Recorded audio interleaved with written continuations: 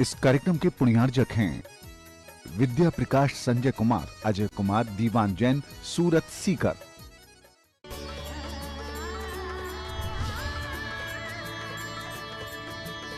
मानस शांत हों जिनके गुणों के गान में, बेवर्धमान महान जिन विचरे हमारे ध्यान में। जैन दर्शन की इस सबसे बड़ी विशेषता है कि वो कहता है कि प्रत्येक आत्मा स्वयं भगवान है। स्वभाव से तो प्रत्येक आत्मा भगवान है ही। यदि वे स्वयं को जाने, स्वयं को पहचाने और स्वयं में जम जाएं और स्वयं में रम जाएं, तो पर्याय में भी प्रकट रूप से भगवान बन सकते हैं। और ये बात कोरी काल्पनिक नहीं है। हमारे आदिनाथ से लेके भगवान महावीर तक के सभी तीर्थंकर एक दिन हम और आप जो आज स्थिति में हैं उससे भी खराब स्थिति में थे, और उन्होंने इस वस्तु स्वरूप को समझकर स्वयं अपने आत्मा को जानकर पहचान कर वे स्वयं भगवान बने हैं। भगवान पार्श्वनाथ ने ये महान काम हाथी की पर्याय में आरंभ किया था, और भगवान महावीर ने ये काम शेर की पर्याय में आरंभ किया था। हाथी शाकाहारियों में सर्वश्रेष्ठ ताकतवर जानवर, और शेर मांसाहारियों में।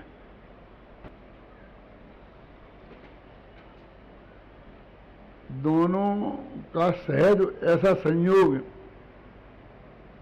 क्या बताता है कि ये जो धर्म है वीतरागी धर्म, ये किसी के लिए भी इसका निषेध नहीं है, चाहे वो शाकाहारी हो और चाहे वो मांसाहारी हो। ऐसा अर्थ नहीं है कि मांसाहारी होना चाहिए हमें, मैं ये कह रहा हूँ। लेकिन उसने भी अपने आत्मा को पहचानने का काम कर लिया था। भगवान महावीर के जीव ने शेर की पर्याय में, और कैसी रही होगी वो सभा कि जिसमें एक श्रोता और दो वक्ता हैं, और श्रोता में भी कोई आदमी नहीं, जानवर है। और जानवर भी सबसे ज्यादा जो क्रूर है, दुष्ट है, हिंसक है, हत्यारा है, ऐसा जानवर है। और वो भी कहते हैं ना, शिकार खाता हुआ शेर और सोता हुआ सांप सबसे ज्यादा खतरनाक होते हैं। यदि सोते हुए सांप को छेड़ोगे तो वो आपको छोड़ेगा नहीं, और शिकार खाते हुए शेर के सामने आ जाओगे तो वो आपको भी नहीं छोड़ेगा। ऐसी स्थिति में दो मुनिराज आकाश मार्ग से आए हैं? उस शेर ने उन मुनिराजों के लिए प्लेन का टिकट भेजा होगा, निमंत्रण भेजा होगा,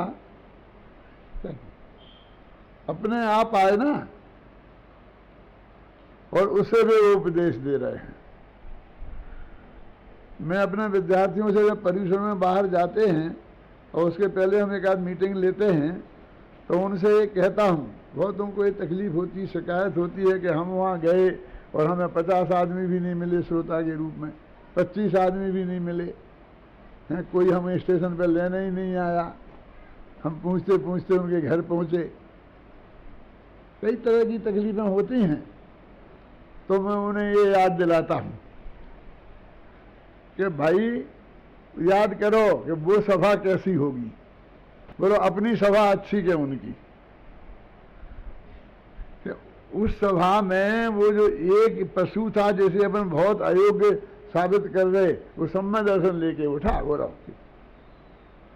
और हमारे सभा में से कोई उठता कि नहीं? फिर आप समझ लेना, तुलना कर लेना उससे अपनी।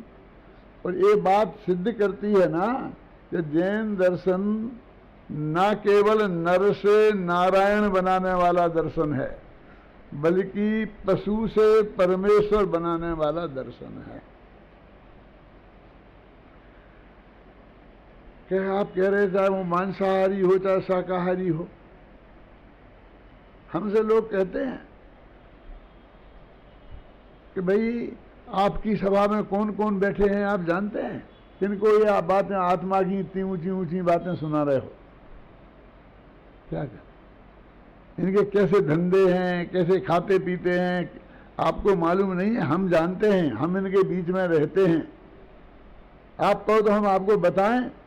मैं कहता भाई साहब नहीं समझना है, नहीं जानना है, हम जितना जानते हैं उतना ही बहुत है।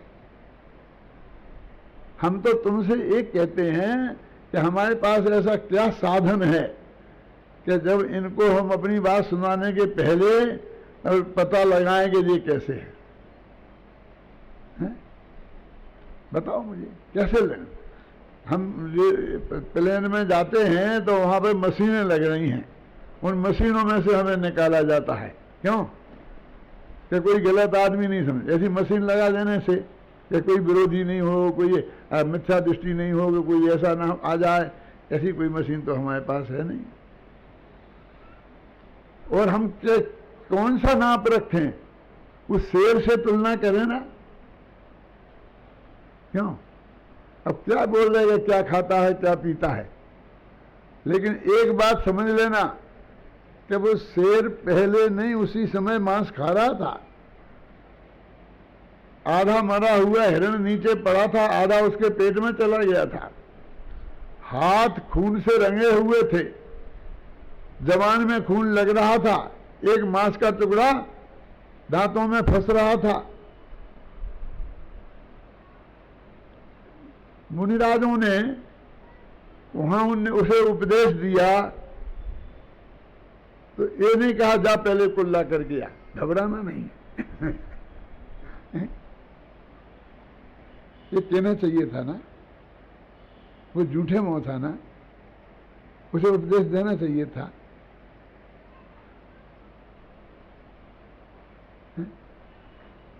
उनने सीधी आत्मा की बात सुनाई उन्हें। अब हमारे श्रोता उस शेर से गए बीते तो नहीं है जो हम उन्हें आत्मा की बात नहीं सुनाएं। और भगवान महावीर की दिव्य ध्वनि जब खिली थी तो 12 सभाओं में एक सभा पूरी पशुओं की थी, ठीक है नहीं थी? तो तुम हमसे क्या बात करते हो कि कैसे हैं, कौन है, क्या है? ये सिद्ध हो गया कि वो मांसाहारी उस कर रहा था, लेकिन उसके बाद जब उसे सम्य दर्शन हुआ और उसने तत्व ज्ञान की प्राप्ति की तो उसके बाद उसने नहीं खाया, अणुव्रत ले लिए, अणुव्रत। आप जानते हैं एक शेर का मांस मदिरा को छोड़ देना कितना कठिन काम है, क्योंकि उसके पेट में आंतें ऐसी नहीं है कि आपकी घास को पचाएं, मुंह में दांत ऐसे नहीं हैं कि वे घास को चबाएं, उनके मुंह में दांत ऐसे नुकीले हैं चीरने फाड़ने वाले, चबाने वाले दांत नहीं है, दाढ़ें नहीं है। आंतें भी अपन से बहुत छोटी हैं, जिसमें मांस ही पच सकता है, शाकाहार नहीं पच सकता, घास नहीं पच सकती। अब उस शेर को ऐसा भोजन कहाँ मिले? क्यों? मांस वो खाए नहीं, घास उससे चबे नहीं और पचे नहीं, और हलवा पूड़ी आप खिलाने से रहे। वो हमें मना मना के खिलाते हो वो अलग बात है, लेकिन उस शेर को तो कोई नहीं खिलाएगा ना। उसको जीवन की कीमत पर वो व्रत लेना पड़ा। हमारे लिए क्या बहुत सरल बात है, हमारे लिए तो ऐसी दिक्कतें ही नहीं है ना। हम जितने शुद्ध सात्विक शाकाहारी हैं तो हमें ऐसी क्या तकलीफ होती? उसके बाद ये चीज नहीं चलेगी, जब उसे तत्व ज्ञान की बात होगी तो ये सिद्ध हो गया कि भाई प्रत्येक आत्मा स्वभाव से तो भगवान है ही, और यदि वो स्वयं को जाने, स्वयं को पहचाने और स्वयं में ही जम जाए रम जाए तो प्रकट रूप से पर्याय में भी भगवान बन सकता है। तो लोग मेरे से प्रश्न करते हैं, आप दो बातें एक साथ कहते हो एक सांस में, एक ये भी कहते हो कि आत्मा भगवान है और ये भी कहते हो बन सकता है। यदि वो भगवान है तो बन सकने का क्या सवाल है, और यदि वो भगवान बन सकता है इसका साफ अर्थ है कि नहीं है। दोनों परस्पर विरुद्ध बातें हैं ना, और तुम एक सांस में दोनों बोलते हो कि प्रत्येक आत्मा भगवान है, और यदि वो स्वयं को जाने पहचाने और स्वयं में जम जाए रम जाए तो पर्याय में भी भगवान बन सकता है। ये बात दोनों एक साथ कैसे हो सकती हैं? कि हो सकती है, गंभीरता से विचार करके हम देखें तो हो सकती हैं। इसके लिए मैं एक उदाहरण से बात समझाया करता हूँ कि एक सेठ था, उसका 5 वर्ष का एक बालक था और कोई नहीं था घर में, बस बाप बेटे थे। सेठ कुछ बीमार रहने लगा तो डॉक्टर के पास गया, तो डॉक्टर ने कहा तुमको ब्लड कैंसर हो गया है, 4th स्टेज पे पहुंच गए हो बेटा, अब 6 महीने से ज़्यादा जिंदा रहना संभव नहीं है और विश्व में अभी कहीं कोई इलाज नहीं है। सेठ को बहुत चिंता हुई कि मेरी इतनी करोड़ों की संपत्ति और 5 वर्ष का बालक ये कैसे संभालेगा। यार दोस्त खा जाएंगे पी जाएंगे और ये बेचारा भिखारी बन के रह जाएगा, क्या करूं मैं। तो उसकी कुछ समझ में नहीं आया, तो उसने संपत्ति का बहुत बड़ा हिस्सा बेचकर 1 करोड़ रुपया नगद लिए और बैंक में बेटे के नाम पर 25 वर्ष की फिक्स डिपॉजिट करा कि 25 वर्ष का जब बेटा हो जाए तब मिलना चाहिए। मैंने 20 वर्ष की फिक्स डिपॉजिट करा दी और ये बात किसी को नहीं बताई, एक अपने दोस्त को छोड़कर, और उससे भी ये शर्त लगा दी कि तू मेरे बेटे को मत बताना जब तक वो 25 वर्ष का ना हो जाए। वो मर गया। अब वो बच्चा 5 वर्ष का क्या करता, घर में जो कुछ बचा था तो साल 2 साल में खा पी के साफ हो गया। फिर वो भी नहीं करने लग गया तो बेचारा भीख मांगने लग गया। कुछ थोड़ा बड़ा हुआ तो लोगों ने भीख देना भी बंद कर दिया। अच्छा हट्टा कट्टा तो है, काम क्यों नहीं करता, तो वो रिक्शा चलाने लगा। चौराहे पर खड़ा होकर कि 5 रुपए में रेलवे स्टेशन, 5 रुपए में रेलवे स्टेशन, ऐसा आवाज लगाता और रिक्शा चला के अपनी आजीविका करता। अब मेरा एक प्रश्न है छोटा सा सूरत वालों से कि वो लड़का जो है ना रिक्शा वाला, वो करोड़पति है या नहीं। आप हमसे पूछते हो ना कि आत्मा परमात्मा है क्या नहीं, ऐसा मैं आपसे पूछ रहा हूं कि वो रिक्शा वाला बालक करोड़पति है या नहीं। आप कहें कि नहीं है तो मैं कहूं कि आप कहें कि है, तो मैं कहूंगा कि यदि है तो रिक्शा क्यों चलाता है, और नहीं है तो जिसके करोड़ रुपया बैंक में जमा है नगद, वो भी करोड़पति नहीं है तो कौन करोड़पति है। आखिर करोड़पति कहते किसे हैं?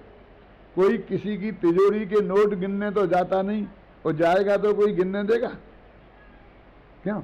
क्योंकि हमारी तो पुरानी आदत है, पहले मेन गेट बंद करते हैं घर का, फिर तिजोरी का गेट खोलते हैं, और तिजोरी का गेट बंद करके चाबी गायब कर देते हैं, फिर मेन गेट खोलते हैं। तो आज तक किसी ने किसी की तिजोरी के नोट तो गिने नहीं हैं, तो हम कैसे माने कि ये करोड़पति हैं कि ये नहीं है? कि तुम पंडित लोग बुद्धू ही रहे, इतनी बात समझने के लिए नोट गिनने की कहाँ जरूरत है? बड़ी बड़ी दुकानें हों, मुनीम गुमास्ते बैठे हों, मोटर गाड़ियां दौड़ते हों, आप समझ गए ना? तो समझ लेना करोड़पति है। कल कारखाने चलते हों, उसे नोट गिनने की कहाँ जरूरत है? ये करोड़पति है कौन, ये जानने के लिए नोट गिनने की जरूरत नहीं है। लेकिन मैं आपसे कहता हूं ऐसा नहीं होता है।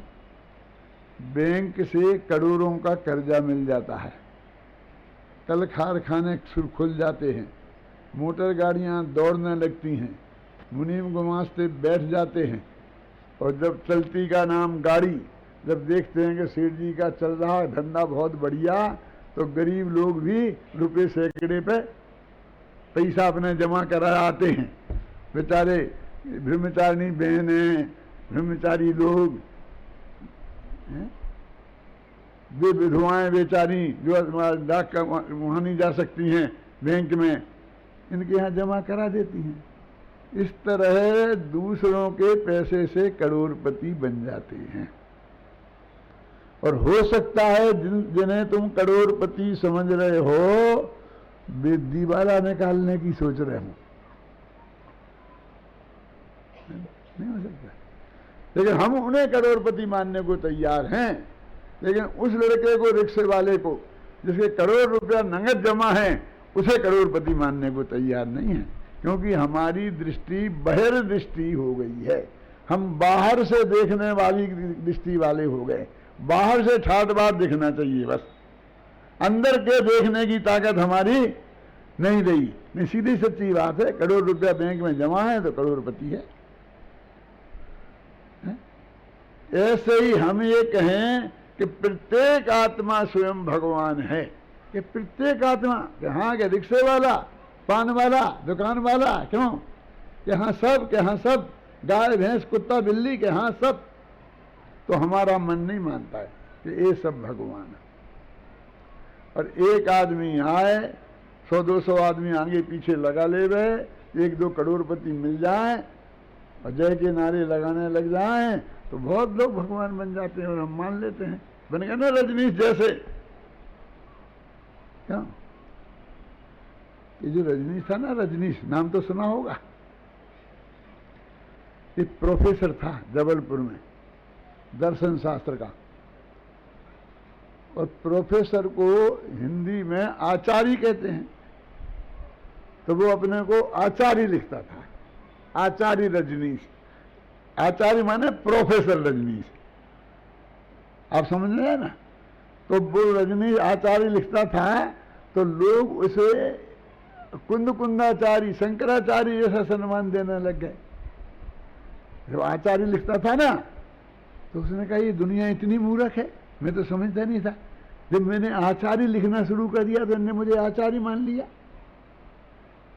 तो उन्होंने कहा भगवान लिखना शुरू कर दो। बदला कुछ नहीं, रहन सहन वैसे ही, और अब भगवान श्री रजनीश शुरू कर दिया। और ये दुनिया ने जय के नारे लगाने शुरू कर दिया। बम्बई वाले पागल हो गए, क्यों? लेकिन तो भी मैं एक बात कहता हूं आपसे कि इंडिया वालों को ये भगवान ज्यादा रास नहीं आते। आखिर एक दिन ये हालत हुई कि बम्बई से भागना पड़ा छोड़ के, पूना जाके पहुंच गए। एक दिन पूना भी छोड़ना पड़ा तो अमेरिका चले गए, वहां भी बहुत बड़ा आश्रम बना लिया। और एक दिन अमेरिका भी छोड़नी पड़ी, क्यों? और एक दिन ये हालत थी कि प्लेन में बैठे थे ऊपर, तो कोई देश अपनी जमीन पर उन्हें उतरने देने को तैयार नहीं था कि हमारे यहां नहीं छोड़ोगे, ये खतरनाक आदमी हमारे देश में मन नहीं आ रहा है। क्या हुआ फिर? होना क्या था? जान बची सो लाखों पाए और लौट के बुद्धू घर को आए। आखिर हिंदुस्तान में ही आए, क्यों? और हिंदुस्तान तो हमारा इतना महान देश है, यहाँ तो सब चलते हैं, क्यों? मेरे कहने का मतलब ये है कि थोड़े बाहरी ठाट बाट दिखाओ तो तुम्हें चाहे तो भगवान कहला लो, आचार्य कहला लो, कुछ भी कहला लो। आप समझ गए ना। और हम रिक्शे वाले को कहें किसी गरीब आदमी आत्मा को कि गाय है ये भी भगवान आत्मा है, तो कोई मानने को तैयार नहीं है। उस एक सैकड़ों करोड़पति बैंक के अरबों रुपया ले लेके भाग गए ना। नाम में ज्यादा जानता नहीं हूं, आप लोग ज्यादा जानते हैं। वे सब उनको बारे आप क्या समझते थे कि वे क्या है, और जब भाग गए तब मालूम पड़ा कि ये तो दिवालिया लोग हैं, ये सेठिया नहीं है, दिवालिया लोग हैं। ऐसे ही ये भगवान आत्मा जो वास्तविक हैं उनको हम भगवान आत्मा कहें तो हमें मानते नहीं, और ये नकली ठाट बाट दिखा के कोई भगवान बन जाए तो सब तैयार बैठे हैं। देखो तुम्हारे मानने और नहीं मानने से क्या होता है, तुम मानो चाहे नहीं मानो, लेकिन वो जो लड़का है ना रिक्शे वाला, वो करोड़पति है और है, क्योंकि उसके करोड़ रुपया बैंक में जमा है।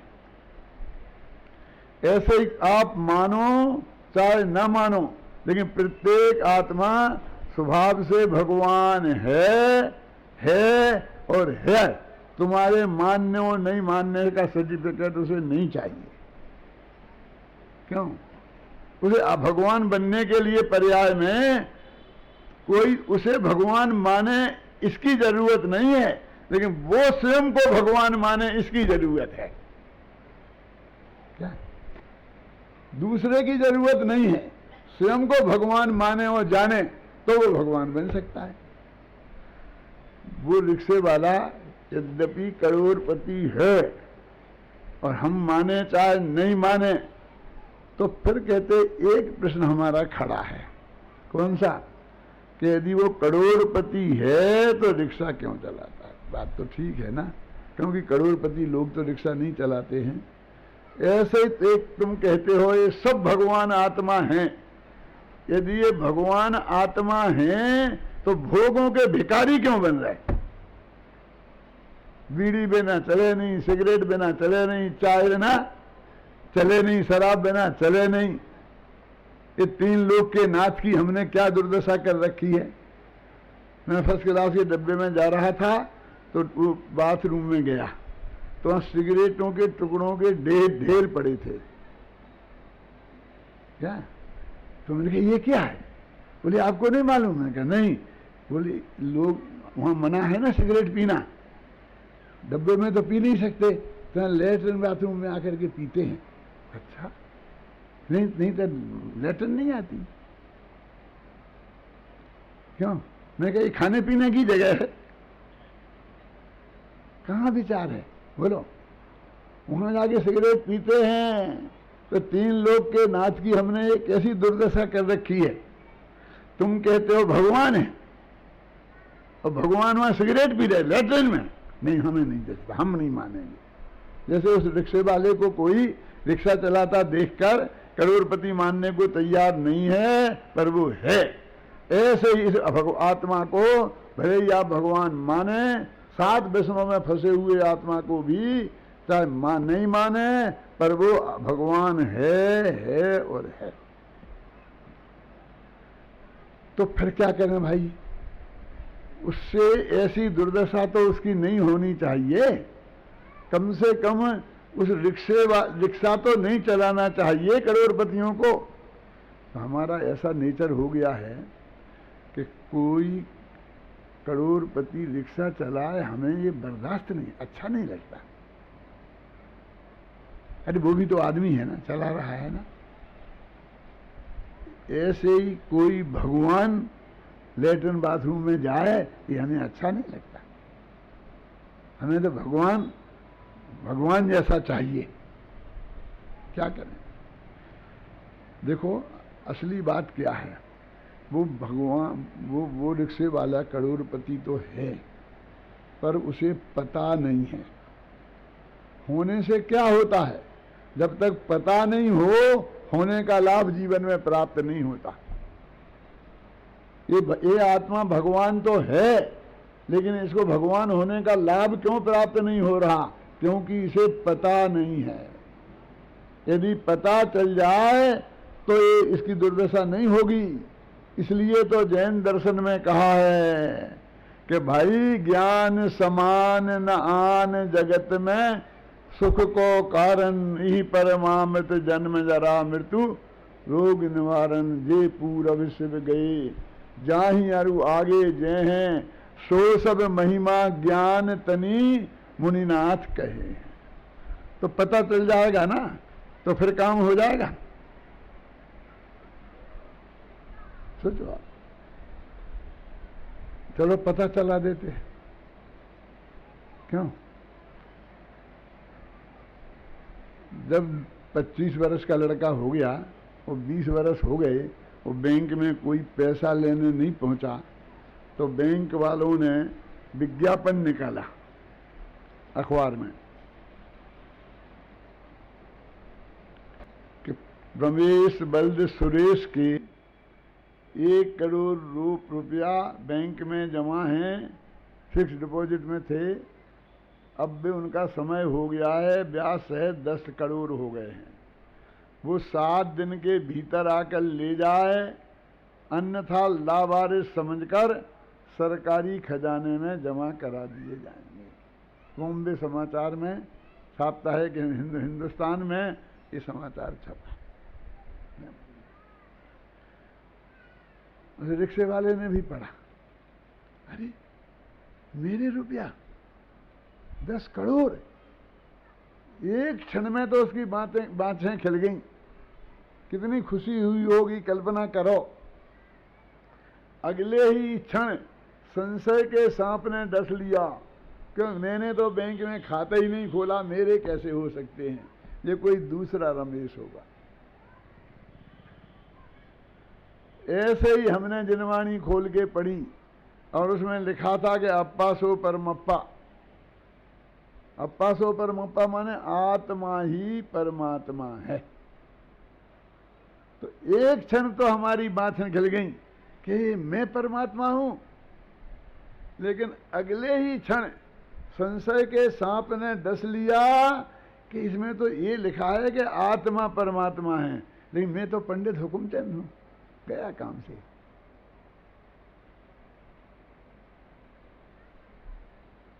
जानने में तो आ गया, लेकिन काम नहीं हुआ है भी, और जानने में भी आ गया, काम नहीं हुआ। लेकिन अभी ये पढ़कर जानने में आया है। दौलत राम जी कहते हैं, दौले समझ सुने चेत सयान। समझ के ऐसा सुन लिखा, सुन, पढ़ने से काम नहीं होता, सुनना पड़ता है। ऐसा समझ, मेरी किताबें पढ़ करके आप इतनी बात नहीं समझ सकते जितना मेरा व्याख्यान सुनकर समझ सकते हैं। सुनने की महिमा ज़्यादा है पढ़ने से। साक्षात देशनालब्धि कहलाती है कि नहीं कहलाती है? 7 दिन बाद भी कोई आदमी नहीं पहुंचा। ख्याल में आया ना, बैंक में पैसा लेने, तो उनने रेडियो स्टेशन से अनाउंसमेंट कराया, क्या कि रमेश बल्द सुरेश के 10 करोड़ रुपया हमारे यहाँ पड़े हैं, वो 7 दिन में आकर ले जाए, अन्यथा लावारिस समझकर सरकारी खजाने में जमा करा दिएंगे। और हिंदुस्तान में रेडियो स्टेशन को आकाशवाणी कहते हैं, यानी आकाशवाणी हुई। उसने भी ट्रांजिस्टर पर वो समाचार सुने, रिक्शे वाले ने।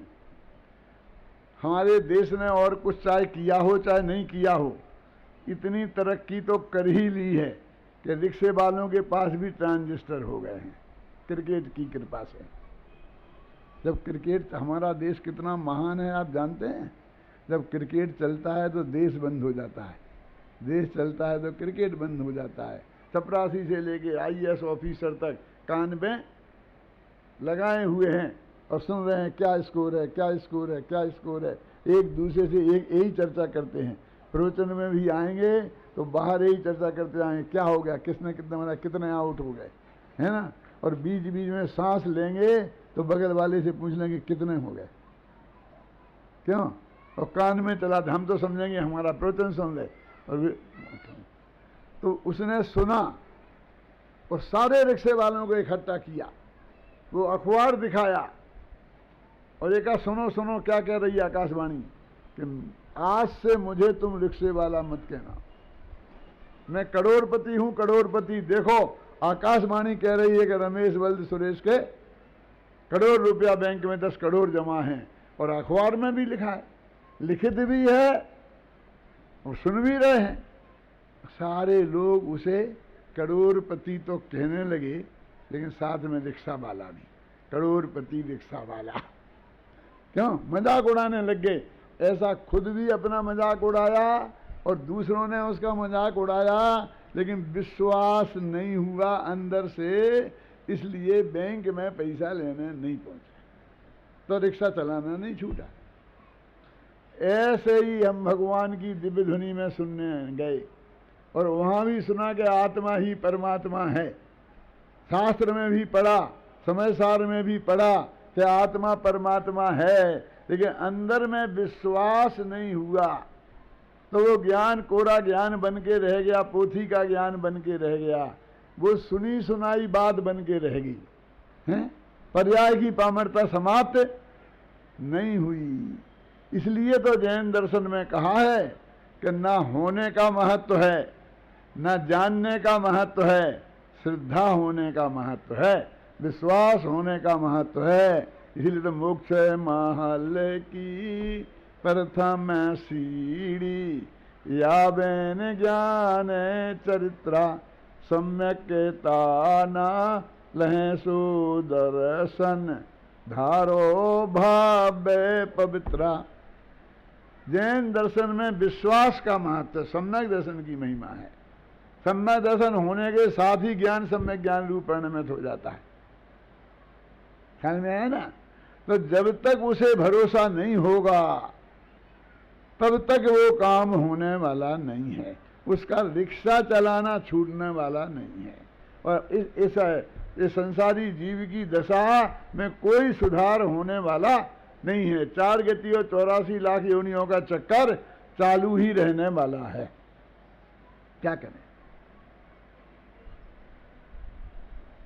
देखो भाई, अब अपना तो जो होगा सो हो जाएगा, लेकिन उस रिक्शे वाले को विश्वास हो जाना चाहिए, तो उसका पैसा उसे मिल जाए तो कम से कम उसकी दरिद्रता तो खत्म हो जाए। आप कहो तो मैं मिला सकता हूं, क्योंकि कहानी मैंने बनाई है। तुम चाहो तो मिला दूं, नहीं चाहो तो नहीं मिला दूं। क्यों? ये कह रहे मिला दो बेचारे को, उनको तो उस पर अपने पर दया नहीं आती है, उस पर तो आती है कि बेचारे के पैसा बैंक में पड़े रहे, बैंक खा जाए हैं, और वो बेचारा रिक्शा चलाता रहे। आप दिला दो पंडित जी, दिला दो, जरूर दिला दो। अच्छा, वो जो चाचा था ना, जिससे मरते वक्त उसका बाप कह गया था कि जब मेरा बेटा 25 वर्ष का हो जाए तब बताना, तो उसे याद आई ये सुन करके, तो वो आया उसके पास। अब जरा ध्यान से सुनना, वो चौराहे पे बैठा है अपने रिक्शे पे, और वो उसका चाचा आया और उसने उससे बातचीत की कि बेटा तुम रिक्शा क्यों चलाते हो? पापा क्या बात करते हो चाचा, रिक्शा नहीं चलाएं तो भूखों मर जाएंगे ना, खाएंगे क्या? कि बेटा तुम्हें क्या जरूरत है खाने के लिए रिक्शा चलाने की, तुम्हारे तो करोड़ों रुपया बैंक में जमा हैं। तो एकदम आंख में आंसू लाकर बोला, चाचा तुमसे ऐसी उम्मीद नहीं थी। ये सारे रिक्शे वाले तो मेरी मजाक उड़ाते ही हैं, मुझे करोड़पति रिक्शे वाला कह कहकर, लेकिन तुम तो मेरे पिता की उम्र के हो, तुम भी मेरी मजाक बनाओगे ये मैंने सोचा नहीं था। तो उनने माथे पे हाथ फेर के कहा, बेटा मजाक नहीं कर रहा हूं, इस पैसे सचमुच तेरे हैं। ऐसा कोई ज्ञानी धर्मात्मा आया और उसने तुम्हें बताया कि भाई तुम स्वयं भगवान हो। तुमने कहा कैसी बात कहते हो, हम तो दीनहीन संसारी प्राणी हैं, विषयों के गुलाम, आप हमको भगवान कैसे कहते हो? तो उन्होंने माथे पे हाथ फेर के कहा, बेटा भरोसा है तेरा, तुम सचमुच भगवान है, मैं कोई मजाक नहीं उड़ा रहा हूं। तो थोड़ा थोड़ा भरोसा आया। किसे? उस रिक्शे वाले को थोड़ा भरोसा आया उस चाचा पर, तो बोला चाचा तुम्हें मालूम था? कि हाँ मालूम था, तेरे पिताजी कह गए थे ना मेरे से, मुझे मालूम था तेरे पैसे बैंक में जमा हैं। अच्छा मालूम था, तो मैं भूखों मरता रहा, रिक्शा चलाता रहा और तुमने मुझे नहीं बताया कि बेटा पुरानी बात जाने दे, अब मैंने बता दिया ना तेरे को कि नहीं ये मैं नहीं मानूंगा, तुम्हें इस बात का जवाब देने पड़ेगा क्या कि तुमने अब तक क्यों नहीं बताया। मैं भूखों मरता रहा और मेरे करोड़ों रुपया बैंक में पड़े रहे और तुम्हें पता था, जवाब देना होगा। अब करोड़पतियों के लक्षण प्रकट होने लग गए उसमें, जब जवाब मांगने लग गया, अब जवाब देने की बजाय क्या आपको जवाब देना पड़ेगा। उसने कहा बेटा तेरे पिताजी मना कर गए थे कि तब तक नहीं कहना। अच्छा मेरे पिताजी मना कर गए थे, मेरा बाप मना कर गया था, ऐसे बाप को मैं बाप नहीं मानता। मैं गया पक्का करोड़पति बन गया। जो बाप को बाप माने वो कैसा करोड़पति। क्या कह रहा हूं मैं, जरा ध्यान से सुनना। मैं बंबई में सैकड़ों करोड़पतियों के घर पर चांदी की थाली में खाना खाया है मैंने, चाहे वो काठियावाड़ से आए हों और चाहे मारवाड़ से, सबकी एक ही कहानी है। आप कहो तो 2 मिनट में सुना दूं, ज़्यादा टाइम नहीं लगेगा, सुना दूं। सब अब यही कहते हैं पंडित जी जब हम आए थे तो लोटा डोर लेके आए थे, बाप ने किराए के पैसा भी पूरे नहीं दे थे, देते भी कहाँ से थे ही नहीं।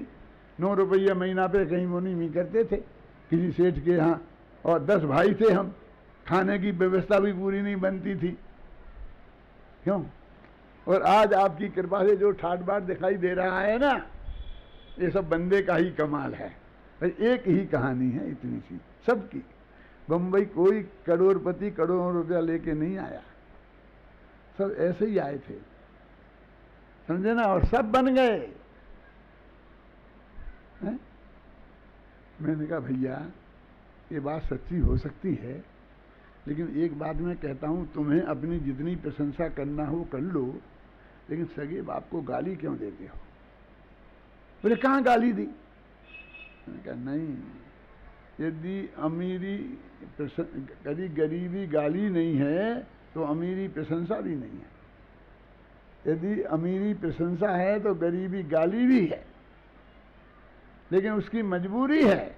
क्या मजबूरी है कि वो ये कैसे बताए कि जो आज इतना ठाट बाट दिखाई दे रहा है इसमें मेरे बाप का हिस्सा नहीं है, उसका किया हुआ कुछ नहीं है। इतना जो परिग्रह मैंने जोड़ा है, परिग्रह माने पाप, परिग्रह 5 पाप है ना, जो इतना पाप मैंने किया है उसका फल मैं ही भोगूंगा, नरक में मैं ही जाऊंगा, मेरा बाप नहीं जाएगा। ये कैसे पता चला। मेरी कमाई का हिस्सेदार कोई दूसरा बने, सगा बाप भी इसे बर्दाश्त नहीं है। क्यों? उसे ये बताना है कि मैंने ही कमाया है, इसके लिए वो बाप को 9 रुपया महीना की नौकरी करता था, ये बताना जरूरी हो गया है? विचार करें। मेरे कहने का आशय ये है कि अंदर में थोड़ा भरोसा आया कि ये पैसा मेरे हैं, तो वो चाचा से जवाब पूछने लग गया कि तुम्हें मालूम था और तुमने नहीं बताया। और उसने कहा तुम्हारे पिताजी मना कर गए थे, तो कहला मैं ऐसे बाप को बाप नहीं मानता जो मना कर गए थे। बोले भैया तेरा हित था उसमें। इसमें क्या हित था कि पैसा फिक्स डिपॉजिट में था, तो तेरे को मिलता तो है नहीं जब तक तुम 25 वर्ष का नहीं हो जाता, और फिर तेरे से रिक्शा चलता नहीं, सचमुच भूखों मर जाता। जब तक तुझे पता नहीं चला तब तक तू रिक्शा चला के पेट भरता रहा। क्या समझ में आया ना? लेकिन यदि पता चल जाता तो तेरे से रिक्शा नहीं चलता, तो समय पे बता ही दिया ना जब मिलने का समय आया। और तू ये नहीं समझता समय के पहले और भाग्य से अधिक ना आज तक किसी को कुछ मिला है और ना भविष्य में कभी किसी को कुछ मिलेगा। ऐसे ही जब वो कहा उस माथे पे हाथ फेर के ज्ञानी धर्मात्मा ने, और उसे थोड़ा थोड़ा भरोसा हुआ कि मैं स्वयं भगवान हूँ और स्वयं को जानूं मानूं और उसमें ही अपनापन करूं, उसको ही का ध्यान करूं तो भगवान बन सकता हूं। तो वो बोला आज तक ये बात हमें किसी ने नहीं बताई कि बेटा हम तो बता रहे ना अब कि नहीं, बड़े बड़े पंडित आते रहे तुम जैसे, बहुत महाराज आते रहे और सब यही कहते रहे हमारी संस्था को चंदा दो तुम्हारा कल्याण हो जाएगा, और अपना कल्याण करके चले गए कि ये छोड़ दो, ये खाओ मत, ये मत करो, ये मत करो, ये मत करो, यही उपदेश देते रहे। किसी ने हमें नहीं बताया कि ये आत्मा स्वयं भगवान है। क्यों भैया, समय के पहले और भाग्य से अधिक किसी को नहीं मिलता है। आज हम बता रहे हैं, आज भी यदि तुम्हारा समय नहीं आया होगा तो आज भी तुम हमारी बात नहीं मानोगे। समझ गए कि भैया हमने तो आए थे धर्म की बात सुनने के लिए, और इनने कहा था संजय भाई ने कि बहुत बड़ा पंडित आ रहा है, पंडित आ रहा है, लेकिन ये तो भगवान आ गया।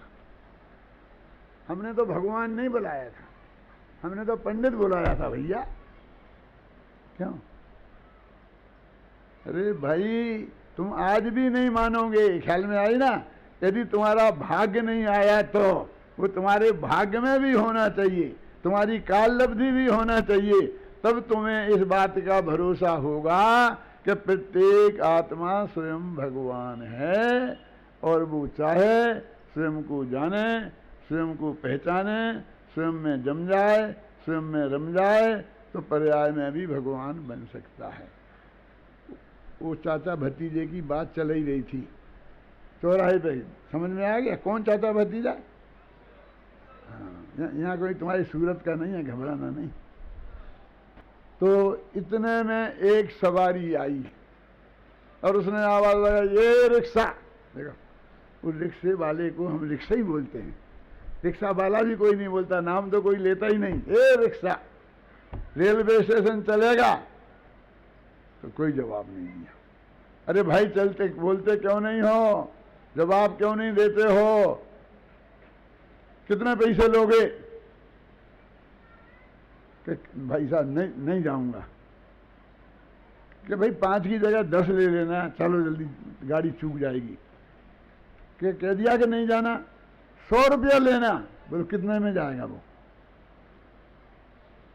अब सीधे वो बात भी नहीं करेगा। क्यों? कि अभी हाथ में पैसा आया नहीं है, लेकिन दिमाग में आ गया, भरोसा आ गया ना, तो उसका आचरण बदल गया। अब उससे रिक्शा नहीं चलेगा।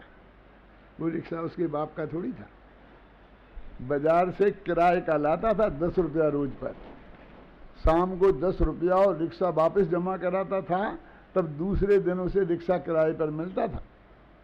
और यदि जिस दिन वो 5 रुपया नहीं जमा कराए 10 रुपया किराए के, तो फिर उसे रिक्शा अगले दिन नहीं मिलता था। और एक दिन रिक्शा देने नहीं जाए तो सेठ घर पर आ धमकता था और सारे मोहल्ला के सामने इज्जत खराब कर देता था। तो आज क्या करेगा वो? क्यों? सेठ का रिक्शा देने जाएगा? आज के पैसा देने जाएगा? नहीं, रिक्शा वहीं छोड़ा और अपने घर चला गया। अब उससे रिक्शा मिक्सा नहीं होने वाला, रिक्शा तो दिमाग में से निकल गया। जो पर्याय में हम खोटे काम कर रहे हैं, जिस दिन तुम्हें इस बात का भरोसा होगा कि मैं स्वयं भगवान हूं, तुमसे ये छोटे मोटे काम होंगे ही नहीं। क्यों? तो वो सेठ तो आएगा ना फिर उसके घर अपना रिक्शा लेने और आज के पैसा लेने। आएगा? नहीं आएगा? आएगा, घबराना नहीं। लेकिन रिक्शा लेने नहीं, आज के पैसा लेने नहीं, अपनी लड़की का रिश्ता लेके आएगा। क्यों? क्योंकि जिसके 10 करोड़ रुपया बैंक में जमा हो, उसे जमाई बनाने में किसको रस नहीं आएगा? मैं क्या कहना चाहता हूं, क्या उससे तो खोटा काम होगा ही नहीं, समाज वाले भी उसकी इज्जत करने लगेंगे। अभी तक तो कोई बेटी बेटी की तो बात ही नहीं करता था। क्यों? और अब आ गया ना। ऐसे ही जिस दिन हमको ये भरोसा हो गया कि मैं स्वयं भगवान हूँ और उसका गौरव हमारी पर्याय में आ गया, तो समाज वाले भी कहेंगे पंडित जी हमें भी समझा देना, हमारे यहाँ एक व्याख्यान कर देना, हमारे, फिर समाज भी तुम्हारी इज्जत करने लगेगी। जो जिससे खोटा काम नहीं होता समाज उसकी इज्जत करती है कि नहीं करती है। लेकिन एक बात है कि अभी उसके कपड़े बेई फटे पुराने हैं, मकान बेई बिना पुता हुआ है, टूटा फूटा, ये सब गरीबी के सारे चिन्ह अभी वैसे ही के वैसे ही विद्यमान हैं। क्यों? वो भी ठीक होंगे, लेकिन कब? जब नगर नारायण हाथ में आएंगे तब तक तो नहीं होंगे ना। ऐसे ही सम्यक दर्शन हो गया, भरोसा हो गया कि मैं स्वयं भगवान हूँ, लेकिन पर्याय में जो चारित्र प्रकट होना चाहिए वो चारित्र ऐसे ही नहीं आ जाएगा। वो तो जब अंदर से वो बात आएगी, संयम धारण करेगा, तब जाकर के उसका जीवन भी बदलेगा। समझे ना? जैसे उसका मकान बदलेगा, कपड़े बदलेंगे, इसका जीवन भी बदलेगा। अभी आप समझ लो सब अच्छी तरीके से कि जब तक उसको इसका भरोसा नहीं था, अब भरोसा तो हो गया, तो अब तो आना चाहिए ना, अब तो पैसा हाथ में आना चाहिए ना। क्यों? आप आगरा गए हैं, ताजमहल देखा है? देखा? मैंने भी देखा है। मैं आगरा गया ताजमहल देखने, देख रहा था तो एक आदमी बहुत प्रशंसा कर रहा था बादशाह की कि वो ऐसा था, अपनी पत्नी से इतना प्रेम करता था कि ना आज तक किसी ने अपनी पत्नी से ऐसा प्रेम किया होगा, न आज कोई करता है और न भविष्य में करेगा। 3 काल के पत्नी प्रेमियों को कोस रहा था, जैसा प्रेम मुमताज के प्रति वो बादशाह शायद है। मैंने कहा, ए भाई, तुझे जितनी भी प्रशंसा करनी हो बादशाह की कर, लेकिन और पत्नी प्रेमियों को तुम गालियां नहीं दे सकता। हमारा अपमान कैसे कर सकता है तू? अगर वही करता था, हम अपनी पत्नी को प्रेम नहीं करते? बोले अच्छा करते हो तो एक ताजमहल तुम भी बनवा दो। मैंने कहा ताजमहल पैसा से बनता है, प्रेम से नहीं बनता। एक गरीब किसान अपनी पत्नी को उससे ज्यादा प्रेम करता हो और सारी जिंदगी एक उसके मन की साड़ी खरीद के नहीं दे पाए, ऐसा हो सकता है ना? प्रेम ज्यादा करता हूं, न दे पाए। और एक अमीर प्रेम करता था कि नहीं करता था, उसी ने उसकी हत्या करवा दी, क्या कर दिया पता नहीं, और ताजमहल बना के खड़ा कर देगा जनता का पैसा, इसके बाप का क्या जाता है? यदि उसे नारियों से प्रेम था तो वो ताजमहल बनाया उसने, क्या बनाया? यदि वो एक जमुना के किनारे बनाया ना, जमुना नदी पर बांध बना देता तो आज से 400 बरस पहले हमारे सारा एरिया हरा भरा हो जाता और हमें अमेरिका से PRC नहीं मंगाना पड़ता। क्यों? यदि वो बहुत शिक्षा प्रेमी था तो एक यूनिवर्सिटी खोल देता, मुमताज यूनिवर्सिटी के नाम से, तो हमारी ये लड़कियां जो आज टॉप कर रही हैं उस दिन ही टॉप करने लगती पढ़ाई में। और बहुत धर्मात्मा था तो एक मस्जिद ही बना देता, लेकिन ना उसने बांध बनाया, ना उसने विश्वविद्यालय बनाया, और ना उसने मस्जिद बनाई, अपनी औरत की कब्र बनाई, और तुम जैसे मूर्ख गीत गाने वाले मिल गए। अरे भाई, ये पैसे से बनता है, प्यार से नहीं बनता है। तो भैया तुम कह रहे कि उसका जीवन बदलता क्यों नहीं? बदलता क्यों? रिक्शे वाले का जीवन बदलता क्यों नहीं? जब पैसा हाथ में आएंगे तब बदलेगा। ऐसे ही जब जीवन में चारित्र आएगा तब जीवन बदला दिखाई देगा। अगले श्रद्धा और ज्ञान से जीवन नहीं बदलता। अपने कहा ना सम्य दर्शन ज्ञान चारित्राणी मोक्ष मार्गा, तो सम्य दर्शन और सम्य ज्ञान तो हो गया, चारित्र नहीं, शुरुआत तो हो गई लेकिन अभी पूरा नहीं हुआ ना। लेकिन एक दफे श्रद्धा हो गई, भरोसा हो गया कि मेरे पैसे बैंक में जमा हैं, तो आज नहीं तो कल, कल नहीं तो परसों निकलेंगे अवश्य। और जीवन भी बदलेगा। लेकिन इतना आसान भी नहीं है। ये हिंदुस्तान है। बैंक में एक रिक्शे वाला पहुंच जाएगा कि भाई साहब मेरे 10 करोड़ रुपए जमा है, निकाल के दे दो, और बैंक वाले निकाल के दे देंगे। हर्षद मेहता चले जाए और ले आए, वो अलग बात है। उससे तो क्या, व्हाट इज द प्रूफ, क्या प्रमाण है कि तुम ही हो वो रमेश बल्द सुरेश। अब वो चाहे कहाँ से प्रमाण लाए, ना तो उस म्यूनिसपैलिटी का सर्टिफिकेट उसके पास है, ना कोई प्रमाण उसके पास है कि मैं उसका बेटा हूँ, ये हैं। कैसे सिद्ध करे? आसान नहीं है। मेरे कहने का मतलब श्रद्धा और ज्ञान निर्मल हो जाने के बाद भी चारित्र भी इतना आसान नहीं है। लेकिन जब पता चल गया है तो कोई ना कोई तरकीब से वो पैसा उस रिक्शे वाले को मिलेगा मिलेगा मिलेगा। कोई ना कोई एजेंट में एजेंट कोई रास्ता निकालेंगे। हिंदुस्तान वाले बहुत रास्ते जानते हैं, क्यों? लेकिन टाइम लग सकता है। ऐसे ही जब सम्यक दर्शन और सम्यक ज्ञान हो गया तो जीवन में सम्यक चारित्र भी आएगा आएगा और आएगा आएगा, तो जीवन भी बदलेगा। तो इसलिए वे कहते हैं कि जो प्रत्येक आत्मा स्वभाव से तो भगवान है, और यदि वो स्वयं को जाने, स्वयं को पहचाने, स्वयं में ही जम जाए, स्वयं में ही रम जाए, तो प्रगट रूप से पर्याय में भी भगवान बन सकता है। प्रत्येक आत्मा स्वयं को जाने, पहचाने, स्वयं में जमे, स्वयं में रमे और पर्याय में भगवत्ता प्रकट करके अनंत सुख शांति प्राप्त करें। इस मंगल भावना के साथ मैं अभी की बात समाप्त करता हूँ।